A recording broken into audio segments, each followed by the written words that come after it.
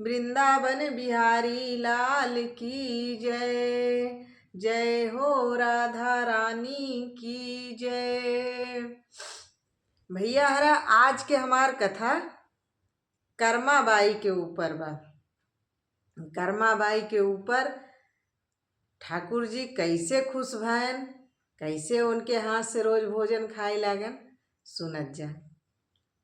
तो कर्माबाई राजस्थान के कलवा गांव में जीवन राम टूडी के बिटिया रहे। उनके घरे वो जन्म लिए रहे। जीवन राम टूडी जौन रहन ओ भैया मदन मोहन के इतना बड़ा भक्त रहन कि एक मंदिर बनाए रखे रहन। मंदिर में पूजा पाठ भक्ति सेवा यहीं में उनकर पूरा दिन बीत जाए। तो यही सब देखत देखत कर्माबाई बड़ी भईन। कर्माबाई जब बड़ी होई लगिन तो एक दिन जीवन राम टूडी अपने बिटिया से बोलन, कहन कि बिटिया हम जात है तीरथ पे और मदन मोहन के बिना खाना खियाए तू खाना मत खाओ, इनका भोग लगाई दिहू, ओ खाई ले ही फिर ओकरे बाद तू खाओ। कर्माबाई कहिन ठीक है पिताजी। अब वो चला गया।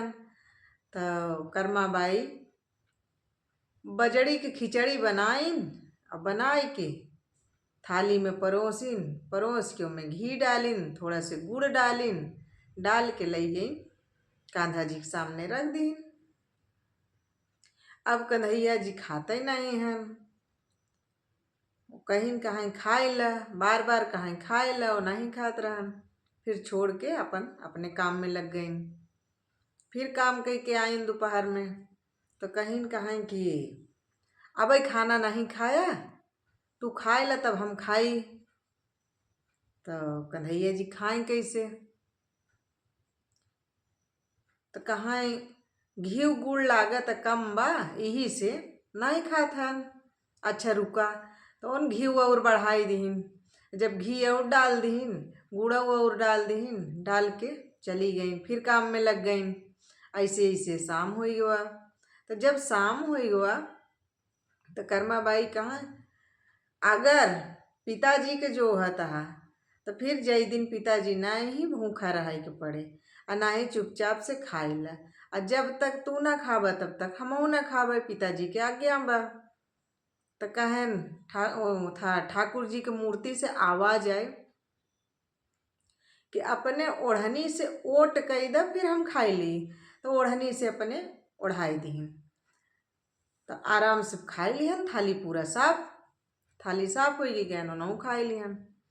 फिर रोज सवेरे उन उठाएं, सबसे पहले खिचड़ी बनाए के और भोग लगाई दें, ओकरे बाद अपन झाड़ू बटोरा चालू रखें अपन काम। तो रोज कन्हैया जी खाए लें।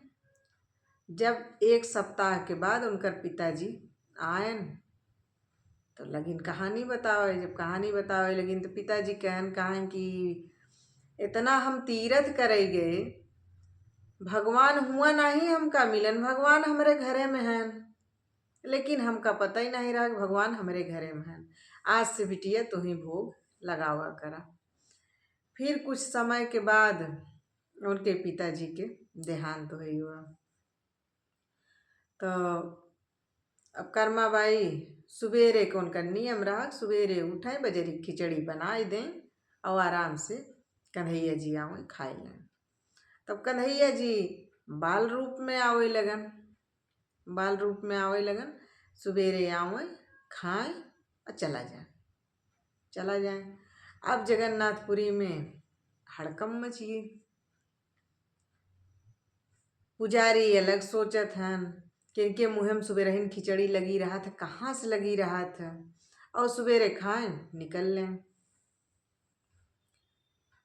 ऐसे धीरे धीरे मतलब कर्म उनकर चलत रहा। रोज जाए रोज खाएं, रोज मतलब रोज के किस्सा ही हुई रहा। तो पहला भोजन उनकर कलेवा हो जाए। तो एक दिन का है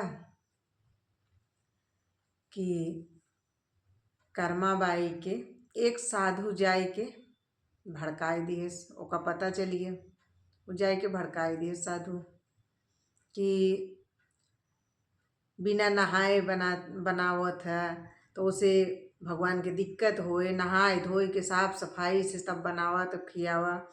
तो सारा काम कई लें तब ओकरे बाद बनवाएं तब खियावें, तो उनका देर हो जाए, तब से आरती के समय हो जाए, आई जाए मंदिर में। तो रह गए एक दिन, तो फिर दूसरे दिन गए तो फिर वही हाल। तो कहें कि ऐसा बना कि तू हमका बिना नहाए खियाई देवा करा, और हम बिना कलेवा खाए हम रहब ना, हमका तोहरे हाथ के भोजन चाहिए। तो उन फिर से अपन बनावे लागिन। तो जब कर्मा बाई मर गईन, तब अब ठाकुर जी के आँखी में आंसू, अब पत्थर के मूर्ति में आंसू देख के पुजारी जी घबराई गए। जब सब सारे लोग घबराई गए, देखे लगन, पूछे लगन, तब पता चला कि अब कर्मा बाई मर गई तो हम सुबेरे कलेवा में खिचड़ी कैसे खाब। तो उनका भैया सुबह के भोग आज भी बाजड़े की खिचड़ी के लगत। तो कर्मा बाई के ऊपर भगवान ठाकुर जी के बड़ी कृपा रही, बड़ी कृपा रही। तो ठाकुर जी इनाही कहतन कि तू नहाई ल धोई ल तबे हमरे लगे आया, तबे हमसे मिले।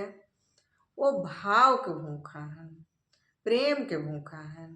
अगर प्रेम मिलत बा तो हुआ वो दौड़ा दौड़ा चला जाए। कर्मा बाई के यहाँ दौड़ा दौड़ा जात रहन भैया।